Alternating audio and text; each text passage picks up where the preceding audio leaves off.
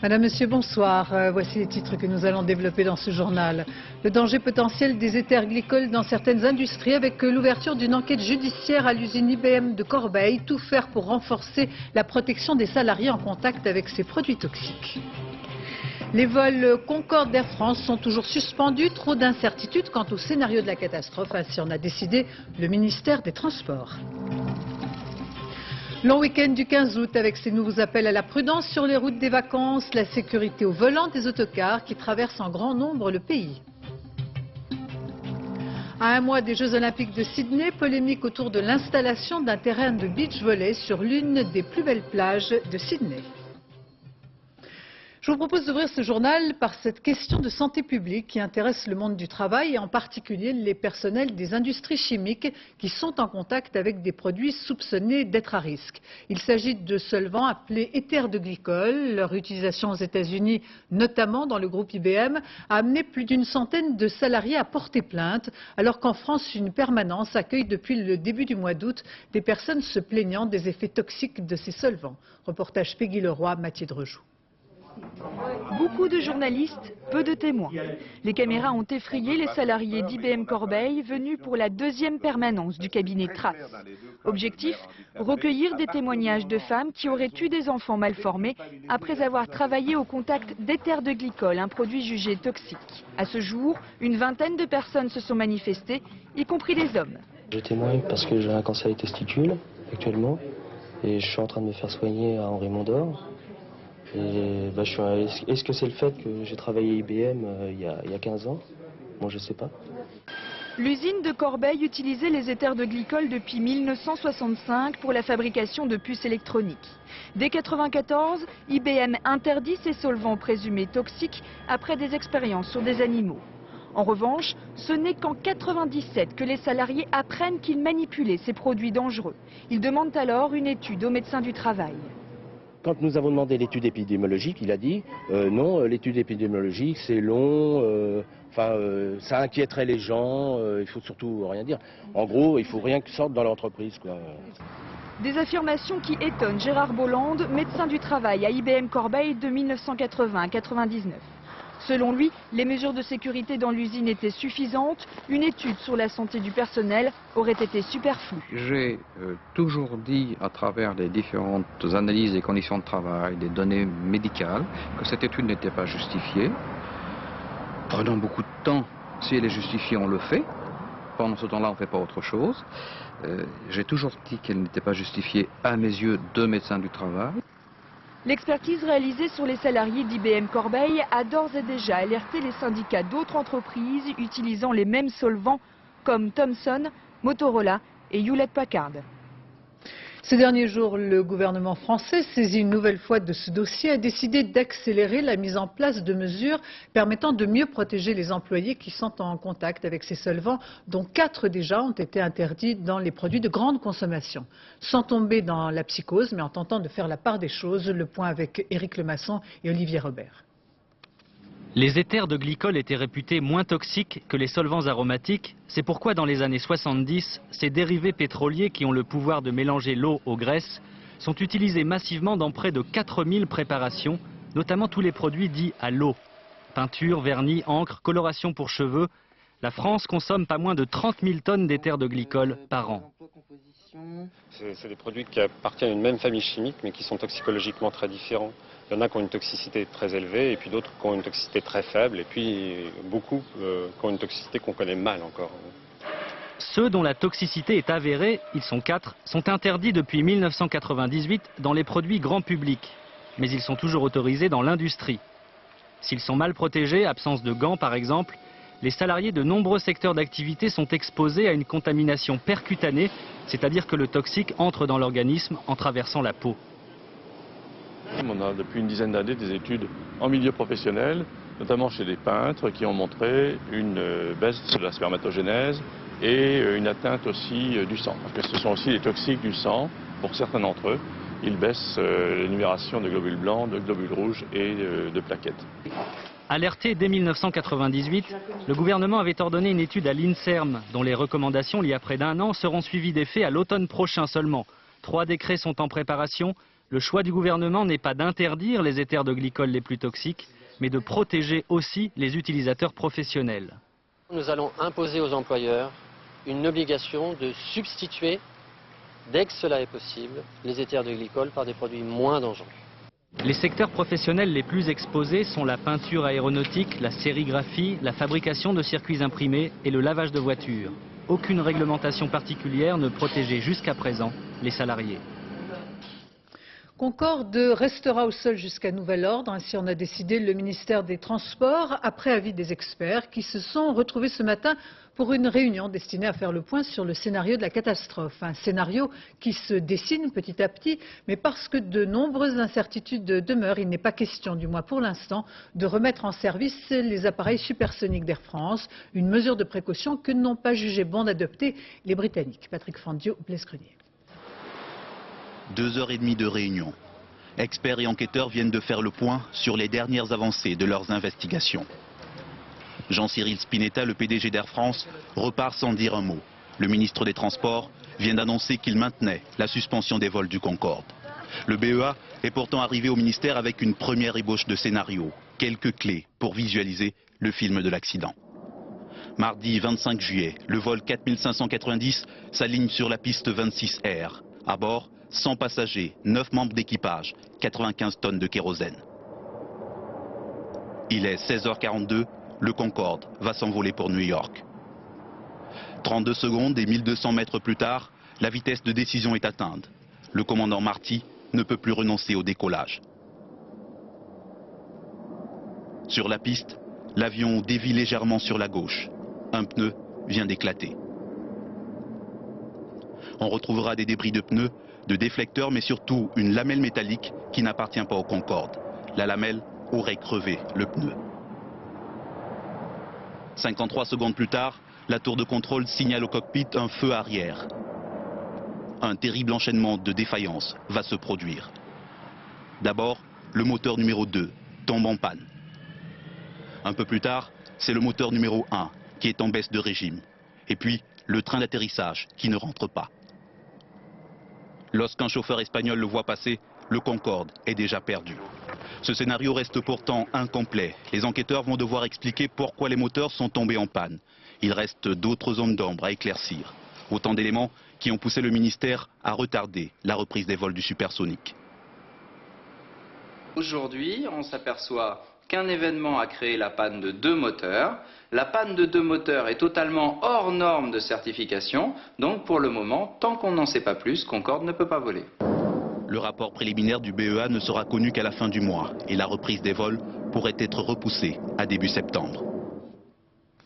La colère des viticulteurs, un demi-millier d'entre eux se sont rassemblés cet après-midi à Montpellier pour obtenir des mesures exceptionnelles afin de pallier la faiblesse des ventes des vins français, pris sous le feu de la concurrence des produits européens d'une moindre qualité. Karine Comadi et Françoise Mazou.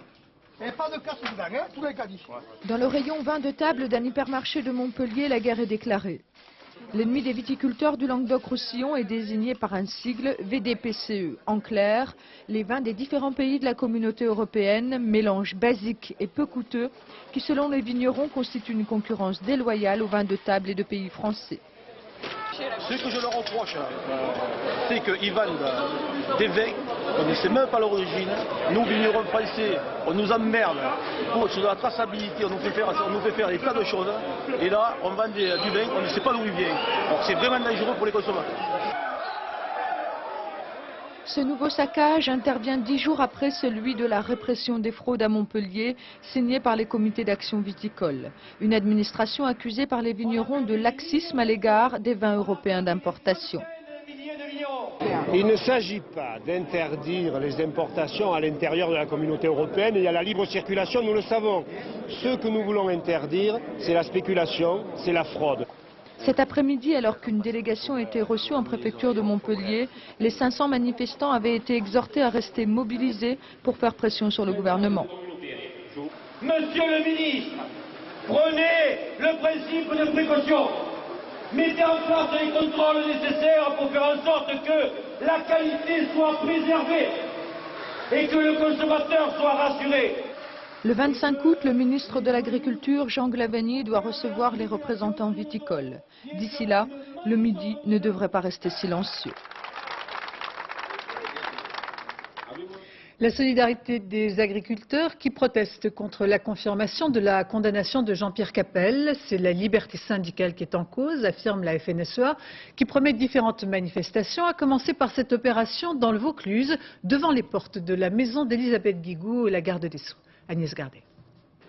Ici dans la Marne, pas de ministre à mettre au défi. En habit de bagnard, les agriculteurs de Châlons-en-Champagne ont tenté timidement de bloquer le centre-ville. Une façon d'exprimer leur indignation après la décision de maintenir en prison Jean-Pierre Capelle. Aujourd'hui, ce qu'il faut dire, c'est que c'est la parole d'un CRS contre la parole d'un agriculteur, et qu'aujourd'hui, la parole d'un CRS vaut plus que celle d'un agriculteur, et c'est tout à fait inadmissible. Aujourd'hui, ce qu'on veut, c'est nous empêcher de manifester. Sur cette route départementale près de Nancy, les automobilistes n'avaient d'autre choix que de faire demi-tour ce matin. Militants et tracteurs avaient délaissé les moissons le temps d'un barrage, bon enfant, non sans rappeler qu'ils sont prêts à renouveler l'opération jusqu'à ce que leurs camarades soient libérés. On a décidé de manifester tous les jours tant qu'il ne sera pas sorti de prison. Ça veut dire que nous, aujourd'hui, la Meurthe-et-Moselle, on manifeste, on continuera demain. Et les départements voisins et Grand Est prendront leur lait lundi. C'est à Évreux qu'ils ont été les plus prompts à réagir. Sitôt la décision rendue hier soir, une cinquantaine de militants se sont rassemblés devant la préfecture. Et là, c'est à l'Europe qu'ils s'en sont pris. Et la politique agricole qui est menée en France est une mauvaise politique agricole contre les agriculteurs. Il faut bien le répéter, Jean-Pierre Capelle n'est pas un délinquant, il était venu manifester pour défendre son revenu. Les agriculteurs ne devraient pas en rester là. La FNSEA a appelé toutes ces fédérations à se mobiliser dans les prochains jours. Pour ce long week-end du 15 août, pas moins de 4 jours fériés pour la plupart des entreprises. La France s'assoupit et voici le détail des commerces et services ouverts ou fermés jusqu'à mercredi. Le point avec Émilie Lançon et Séverine Lebrun. On l'imaginerait plutôt comme ça le week-end du 15 août, coquin ou tranquille. Pourtant, pendant que certains se prédesseront au soleil, d'autres seront au boulot. Lundi, vous pourrez donc sans problème retirer vos colis au guichet de la poste ou le matin, et le matin seulement, déposer un dossier aux allocations familiales. Si vous avez oublié de faire vos courses, pas de panique, les hypermarchés seront ouverts, les grands magasins aussi. Voilà, ça c'était l'aspect matériel des choses. Côté culturel, tous les musées nationaux seront ouverts. Mardi, en revanche, seuls quelques rares musées comme Orsay ou Rodin vous ouvriront leurs portes. Comme lundi, il sera également possible de remplir son caddie dans la plupart des hypermarchés. Mais attention, les banques seront toutes fermées lundi et mardi. Seule solution donc, le distributeur de billets qui lui fait rarement le pont. Les caisses d'assurance maladie seront également fermées. Elles rouvriront partout en France mercredi matin. Et pour ce traditionnel week-end férié chargé sur les routes aujourd'hui et demain, les conseils de prudence une nouvelle fois renouvelés si vous devez prendre le volant. La peur du gendarme avec ses contrôles, dont certains dans le Calvados, qui ont comme particularité d'utiliser des hélicoptères pour mieux repérer les automobilistes en infraction. Caroline Gauthier. Aucune indulgence ce week-end, répression, répression sur les routes. Dans la Sarthe, l'autoroute A11 a été placée sous haute surveillance dès ce matin. On se dirige vers le poste pour verbalisation du contre-volant. Les consignes de Jean-Claude Guessot sont suivies à la lettre. Suspension de permis immédiate pour tout automobiliste contrôlé positif à l'alcotest. Sanction identique en cas d'excès de vitesse supérieur à 40 km/h. Fermeté aussi sur l'autoroute A1. Une cinquantaine d'autocars, étrangers pour la plupart, ont été contrôlés. Équipements et mouchards, tout y passe. En effet, trop de bus ont été impliqués dans des accidents ces derniers jours. Du ciel, plus facile de repérer les conduites dangereuses. Première opération aujourd'hui dans le Calvados. Dans la ligne de mire, ceux qui doublent par la droite et ceux qui, plus téméraires encore, tentent une marche arrière sur la bande d'arrêt d'urgence. Une fois repérés, pas moyen d'échapper à l'hélico. Cet éventail de mesures a, semble-t-il, porté ses fruits en juillet. 669 personnes ont trouvé la mort sur les routes. C'est moins qu'à la même période l'an dernier. La baisse est de 7,5%. Mais pas de triomphalisme car la seule journée de lundi a fait 8 victimes. Et pas plus tard que ce matin, un couple et leur fille de 2 ans sont morts sur la 31. Le mois d'août a commencé de manière dramatique. Aux conducteurs ce week-end d'inverser la tendance.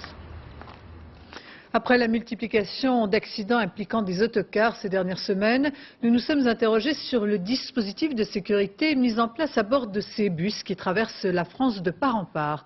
Un exemple parmi d'autres avec Julien Beaumont et Alexandre de Laval qui ont suivi pendant près de 22 heures sur 1800 km un bus reliant Amsterdam à Barcelone. Compteur bloqué à 100 km/h, regard au loin, le chauffeur avale les kilomètres imperturbable. Nous sommes à bord du Amsterdam-Barcelone, une desserte quotidienne l'été. Toutes les places sont pratiquement occupées. Normal, à près de 1000 francs l'aller-retour, le tarif est imbattable. En train, c'est le double, en avion, 4 fois plus cher. Des passagers pas toujours très rassurés. La faute aux derniers accidents, du coup les deux chauffeurs sont très surveillés. C'est la première chose que j'ai regardée ici. Et ils m'ont l'air très... Ils m'ont mis un petit peu en confiance, quoi. Pour effectuer la première partie du trajet, ils sont deux à se partager le volant. Dans toute l'Europe, la législation impose en effet aux chauffeurs un temps de conduite de 9 heures, entrecoupé d'une période de repos de 45 minutes. Et pour être sûr que personne ne triche, un disque facilement contrôlable recueille toutes ces informations. À deux, les temps de pause se prennent tout naturellement pendant que l'autre conduit. Autre intérêt de cette formule, une sécurité accrue. C'est vrai que d'être à deux chauffeurs, ça facilite beaucoup le métier. Lorsque un est en difficulté, se trouve assez fatigué, il appelle vite une collègue. Pas la peine de faire des exploits, ni de vouloir prouver sa résistance jusqu'à la dernière limite. À Valence, les deux chauffeurs sont obligés de s'arrêter. Ils ont atteint leur quota de temps de conduite. Deux collègues les remplacent. Un plus pour la sécurité. La compagnie réfléchit à d'autres pistes, notamment en cas d'accident. Bonne route. Merci. Je crois que si nous arrivions à faire en sorte que les vitres soient plus protectrices qu'elles ne sont aujourd'hui, ou qu'il y ait dans les autocars peut-être des systèmes d'airbag latéraux, comme il peut en exister aujourd'hui sur les voitures, naturellement, nous protégerions beaucoup mieux nos passagers. On parle également de ceintures de sécurité obligatoires ou encore de réduire la hauteur des bus pour éviter qu'ils ne se couchent trop facilement. Des béquilles techniques qui ne remplaceront jamais un bon chauffeur. Aux États-Unis, enfin, une certaine accalmie sur le front des incendies. Dans l'ouest du pays, ces immenses foyers qui ont ravagé des centaines de milliers d'hectares sont pour l'heure contenus, mais tous les regards se tournent vers le ciel en espérant que la météo sera favorable. Anne Pancinet. Nous ne sommes qu'au mois d'août, mais d'ores et déjà les incendies dans l'ouest américain ont brûlé 2 fois plus d'hectares que la moyenne annuelle de ces dernières années. Ici, dans le Montana, les pompiers luttent contre 19 incendies simultanément. Dans cet état, 50 habitations ont été détruites et 600 autres évacuées. Les pompiers professionnels ne sont plus seuls sur le terrain. Au total, presque 25 000 personnes sont mobilisées avec des moyens parfois dérisoires. On a déjà sauvé celle-là là-bas. Et celle-là était prête à s'embraser quand on est arrivé. Aujourd'hui, pour la première fois depuis des semaines, le Centre d'information des incendies a annoncé une bonne nouvelle. Le nombre global des foyers est en baisse, 60 contre 65 hier. Mais il est trop tôt pour parler d'accalmie durable, car ni la météo ni les orages ne semblent pour le moment vouloir accorder de répit aux forêts de l'Ouest américain. États-Unis toujours, mais cette fois-ci pour éviter les flammes de l'enfer. La nouvelle confession de Bill Clinton, qui devant quelques 4500 pasteurs réunis à Chicago, Bill Clinton est revenu à cœur ouvert sur sa coupable liaison avec Monica Lewinsky, le président américain qui commence à retrouver la paix intérieure sans perdre le sens de la dramaturgie. Nous l'écoutons.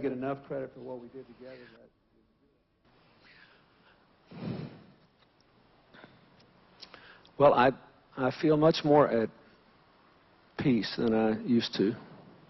And I had, I went through, I'm now in the second year of a process of trying to totally rebuild my life from a terrible mistake I made.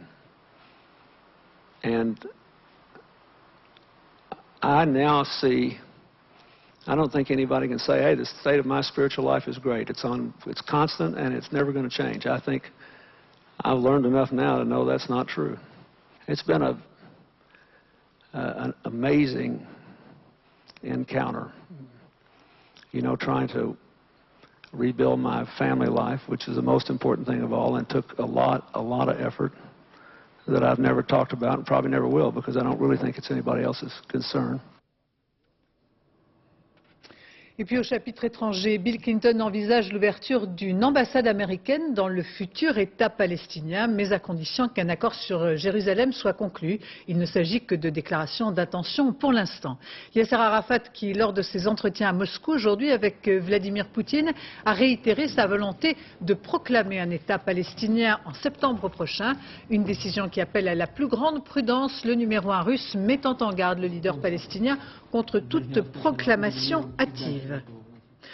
En Espagne, l'ETA revendique ouvertement la série d'attentats de ces dernières semaines. Dans ce climat de violence aveugle, l'incendie d'autobus au Pays basque espagnol, l'œuvre d'inconnus portant cagoule, des jeunes surtout, sympathisants des séparatistes. Autant d'incidents qui entretiennent cette guerre ouverte que rejette le peuple espagnol. Reportage à San Sébastien, Agnès Varamian, Vincent Bouffartigue. Javier Albéniz a pris sa journée pour régler avec les chauffeurs les conséquences de cela. Un bus brûlé, un de plus cette semaine, c'est ce qu'on appelle ici la Kale-Borroka, la bataille des rues. Ils mettent le feu et la réaction du chauffeur dépend de l'état de ses nerfs. L'autre jour, l'un des cagoulés a aidé le conducteur à ouvrir la porte qu'il avait lui-même bloquée. Des cocktails Molotov sur les bus ou au siège des partis adversaires, la Kale-Borroka pour ces jeunes de l'organisation proche de Théa est une forme de lutte. Cette jeunesse, ils ont entre 15 et 17 ans, est celle des indépendantistes. Elle forme le vivier de l'organisation armée. Un des membres du commando de Théa, tué lundi, n'avait que 22 ans. Igor Ortega est responsable de AICA, l'organisation de jeunesse. Pour lui, la Kale-Borroka est une arme du peuple. La Kale-Borroka n'est pas organisée. Celle-ci ne touche pas seulement la jeunesse. C'est une méthode de lutte spontanée qui concerne aussi les syndicats, les travailleurs. Des bus brûlés, mais aussi des menaces de mort scandées dans la rue, notamment contre les élus non nationalistes, qui, comme cette députée, déposent désormais des plaintes nominatives contre les indépendantistes. Je pense qu'il ne faut pas se taire, il ne faut pas être en silence, il ne faut pas avoir peur tout seul. Il faut dire, je ne vais pas supporter, peut-être vous aurez l'occasion de me tuer, c'est très dur de le dire, mais au moins vous irez au tribunal. Pendant la trêve de l'ETA, la Kale-Borroka s'était atténuée. La preuve qu'elle fait bien partie d'une stratégie des indépendantistes pour maintenir une certaine pression dans la société basque. Au moment où se déroule la nuit des étoiles, l'exploration spatiale est d'actualité. La NASA a annoncé cet après-midi le programme de la prochaine mission sur Mars. Sur la planète rouge, à partir de 2003, 2 immenses sondes seront envoyées. Explication Agnès Monteux. Moins 50 degrés sur la planète rouge. Comment imaginer à cette température qu'il y ait de l'eau liquide sur Mars? Pourtant, ces clichés sèment le trouble dans la communauté scientifique. Toutes ces rigoles pourraient avoir été creusées récemment. Pour trancher cette question, tous les espoirs reposent maintenant sur 7 futures sondes. La NASA l'enverra en 2003 avec une autre sonde totalement identique. Un an plus tard, en 2004, elles atterriront protégées par un énorme bouclier gonflable. Leur mission, forer la roche, fouiller le sol à la recherche de traces d'eau. Ces 2 petits robots seront beaucoup plus perfectionnés que leur aîné Sojourner, qui avait déjà foulé le sol martien il y a 3 ans. Quand nous arriverons devant un obstacle, le robot sera capable de l'analyser, de le reconnaître et de le contourner tout seul. Avant, nous devions commander chaque petit mouvement que le robot devait faire.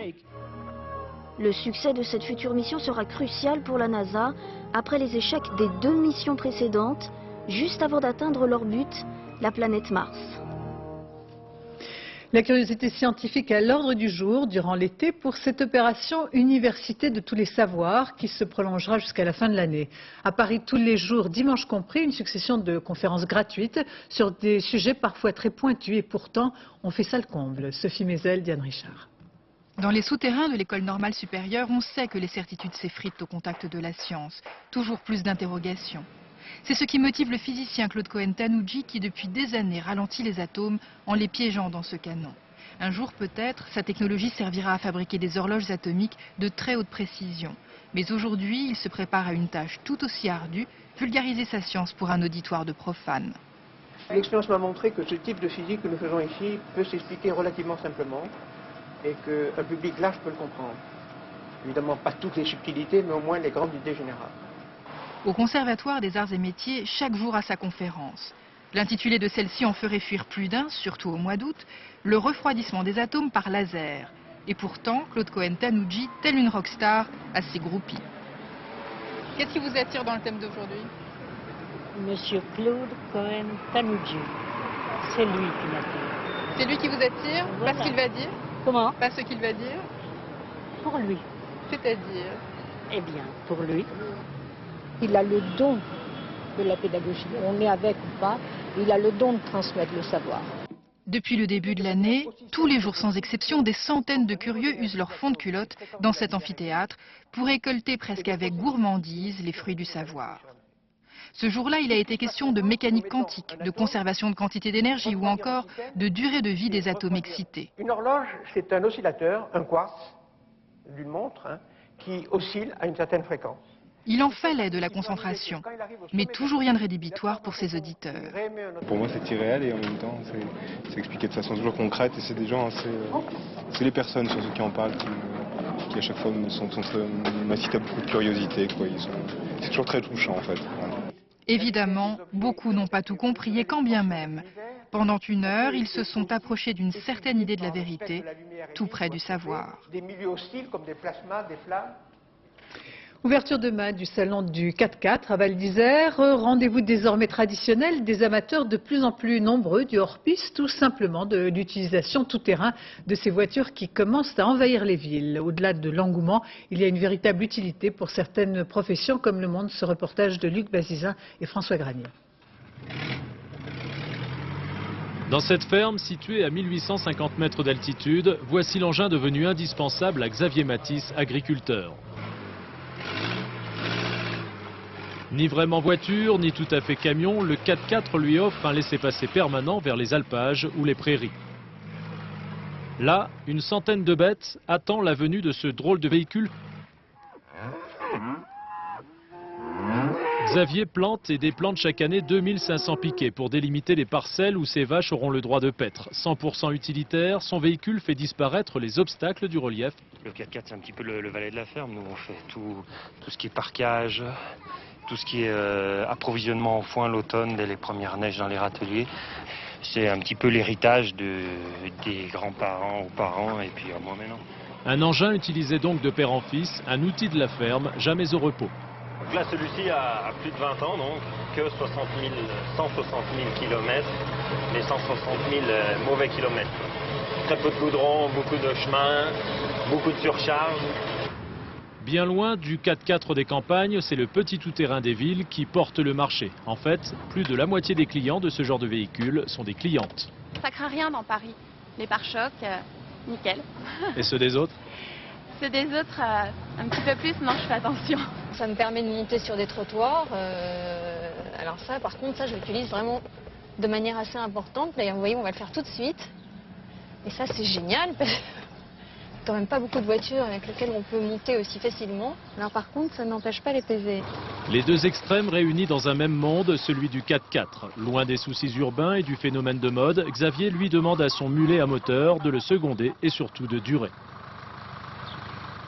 Sport à tout juste un mois du début des Jeux Olympiques de Sydney. Gros plan sur les derniers préparatifs et les controverses que suscite l'installation d'un stade de beach volley sur l'une des plus belles plages de la capitale australienne. Reportage de nos envoyés spéciaux Anne Mourgue et Bruno Giraudon. Pour organiser l'épreuve olympique de beach volley, il fallait bien une plage. C'est Bondi Beach que l'on a choisi, la plus célèbre, la plus branchée de Sydney. On y a construit le stade, à même le sable, à quelques mètres de la mer. Une arène démontable de 10 000 places, elle va servir 15 jours seulement. Il y a bien eu un peu de controverse, mais je suis sûr que la majorité des gens ici est ravie d'accueillir les Jeux Olympiques et le beach volley sur cette plage. Certains riverains semblent d'un avis différent. Avant même le début des travaux, ils l'ont fait savoir. Toucher à leur sacro-sainte plage est un sacrilège. Il n'y a pas eu de concertation, on ne nous a pas demandé ce qu'on en pensait, ce que nous voulions, si nous étions d'accord pour avoir ce stade. querelle de clochers. Les surveillants de baignade se sont aussi mêlés à la polémique. Les organisateurs des Jeux n'auraient-ils pas oublié certaines règles de sécurité? Des bancs de sable se sont formés dans la mer, juste devant le stade. Maintenant, il y a beaucoup de courants dans l'eau. Avant, c'était l'endroit le plus sûr de la plage. Aujourd'hui, c'est peut-être mieux pour les surfeurs, mais c'est plus dangereux pour les baigneurs. Et 100 000 personnes sont attendues chaque jour sur la plage pendant les Jeux. Alors, court-il le risque d'être emporté par une vague géante? Le phénomène est rare, nous affirme-t-on ici, mais après tout. Ça peut arriver. Regardez comme ça surprend. D'habitude, ça monte jusque-là. Mais ça peut aussi aller jusqu'au stade, même jusqu'à la jetée. Là, c'est juste une petite vague. Le sable serait de mauvaise qualité, il pourrait pleuvoir pendant les épreuves, les polémiques n'en finissent plus. Les Australiens prendraient-ils trop à cœur ces Jeux Olympiques? Carte postale traditionnelle avec en France cette balade au Mont-Saint-Michel, 17 km sans éviter les sables mouvants. Céline Crespi, Delphine de Trie. On met en mouvement les molécules de sable les unes par rapport aux autres. Vous voyez, enfin, plus on bouge, plus on descend. Alors après, il faut ressortir si vous voulez. Sable mouvant, trou d'eau, marée, Daniel connaît par cœur chaque piège de la baie du Mont-Saint-Michel. Ah oui, on va le laisser sur... Ça fait une nappe d'eau, oui, c'est gorgé d'eau. Ici, dans quelques heures, il y aura jusqu'à 15 mètres d'eau. Alors les visites commencent systématiquement par la liste détaillée de toutes les galères qui peuvent arriver. Les gens qui sont un petit peu en retard, qui se font prendre par la marée, le brouillard qui tombe, les conditions deviennent de moins en moins bonnes. Et donc c'est comme ça qu'il peut arriver les accidents en baie du Mont-Saint-Michel. Donc je vous laisse là juste 5-10 minutes, le temps d'aller repérer la rivière et je reviens vous rechercher, vous bougez pas. Hein? Une fois par jour, Daniel refait ainsi le chemin sculpté par les marées et qu'avaient inauguré les premiers visiteurs, des religieux. Le Mont-Saint-Michel, c'est un haut lieu sacré de pèlerinage et c'est vrai que c'est un rocher toujours à mi-chemin entre la terre, le ciel et l'eau. Une attirance à cet archange et les pèlerins en fin de compte venaient de très très loin, ils venaient de Paris, ils venaient de Belgique, ils venaient d'Angleterre. Aujourd'hui, les pays d'origine n'ont pas changé. Les aspirations des touristes sont-elles nettement plus terre à terre? Je ne pensais pas, par exemple, qu'on montrait qu'on aurait de l'eau pratiquement jusqu'à la taille. Ça, c'est vrai que c'est un peu surprenant, mais bon, c'est amusant. Ça fait partie du jeu. On trouve que c'est un bon moyen d'aller au mont l'été. Comme ça, il n'y a personne et on est plus tranquille. Et même si le calme n'est pas garanti, après 5 heures de marche, chacun a le sentiment d'avoir mérité son Mont-Saint-Michel. Les championnats du monde de voltige aérienne, une discipline dans laquelle les Français sont les leaders incontestés depuis 15 ans devant les Russes et les Américains. Portrait d'un de ces as du ciel rencontrés sur l'aérodrome de Muret en Haute-Garonne, Loïc Delamornay et Alain Locaccio. Cet homme n'est pas champion de karaté, ni même danseuse étoile, il est pilote de voltige. Et le rituel autour de son avion n'est que la répétition de ses prodigieuses acrobaties. On mime tout le programme comme ça pour bien se le mettre dans la tête, puisqu'il est bien évident qu'une fois qu'on est dans l'avion pour faire le programme, on n'a plus le temps de trop regarder la feuille, même si on l'a devant soi. Il faut être complètement concentré, avoir complètement le programme en tête à chaque instant. Avant le départ, la concentration est extrême, alors que le vol ne durera que 6 petites minutes. La voltige moderne, on est amené dans ces programmes libres à faire très peu de figures, donc des figures très complexes. Donc, qui fatigue beaucoup et qui demande beaucoup de concentration. Donc voilà.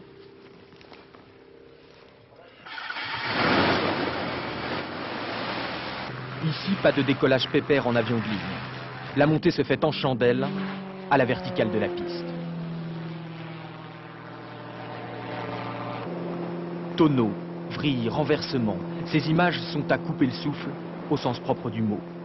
À la fois écrasé par la force centrifuge et concentré sur ses figures, le pilote est en apnée durant une grande partie du vol.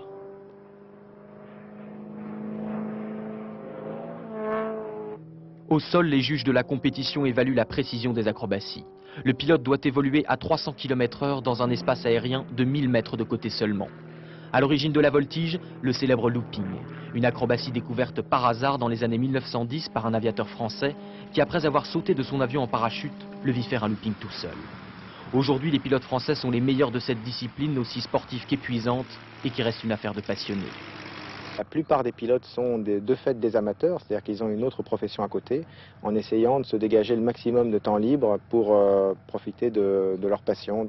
Rendez-vous le 19 août pour connaître le nouveau champion du monde dans le ciel de Toulouse. Ainsi se termine ce journal. Je vous en rappelle la principale information. Les vols Concorde d'Air France sont toujours suspendus. Trop d'incertitudes quant au scénario de la catastrophe. Ainsi en a décidé le ministère des Transports. Tout de suite, la météo présentée par Nathalie Riouet, suivie du point route d'Yves Cara. 20h50, votre soirée policière avec la série PJ. Le dernier journal présenté par Alexandre Cara aux alentours de 0h30. Quant à moi, j'aurai le plaisir de vous retrouver demain dès 13h. Je vous remercie de votre attention. Excellente soirée sur France 2.